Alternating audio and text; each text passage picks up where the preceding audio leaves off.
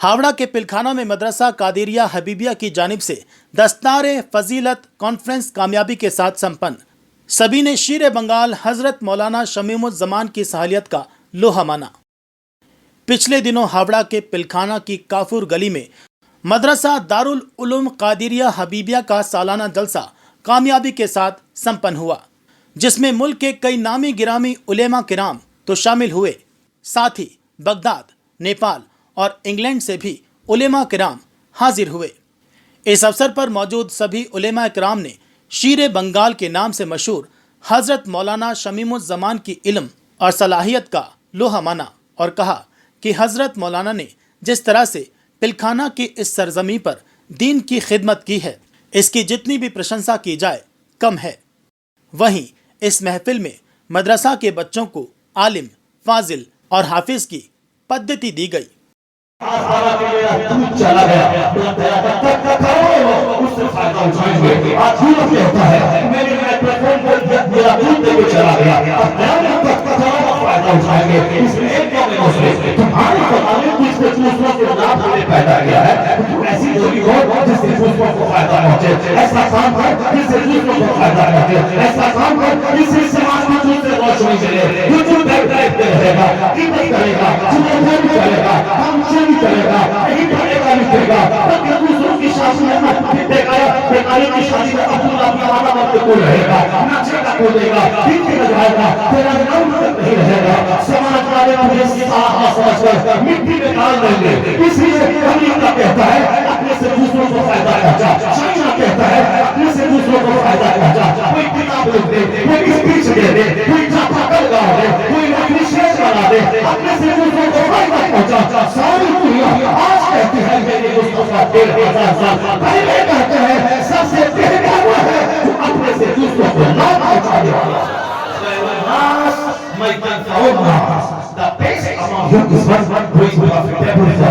तो मैं सबसे अच्छा वो है जो अपने से दूसरों को फायदा पहुंचाता। इसलिए आला हज़रत ने कहा न कोई डॉक्टर बड़ा, न प्रोफेसर बड़ा, न वैज्ञानिक बड़ा, न साइंटिस्ट बड़ा, इन बड़ों की निगाहें जहां आज पहुंच रही है वहां मेरे मुस्तफा की निगाह 1500 साल पहले पहुंच गई है। इसलिए सबसे आला हमारा नबी, सबसे बड़ा वाला हमारा नबी, सारे ऊंचों से ऊंचा, समझिए जिसे हर ऊंचे से ऊंचा।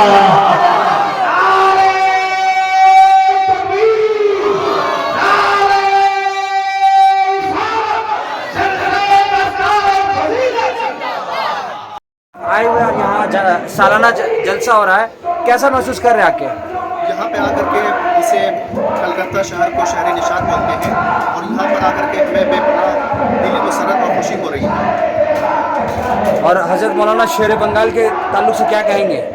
हज़रत मौलाना शेर बंगाल साहब के ताल्लुक से मैं इतना ही कहना चाहूँगा कि वो एक बड़ी अबकरी शख्सियत है और मसलक आला हज़रत की तरोज इरशाद का काम और खिदमत अंजाम दे रही है।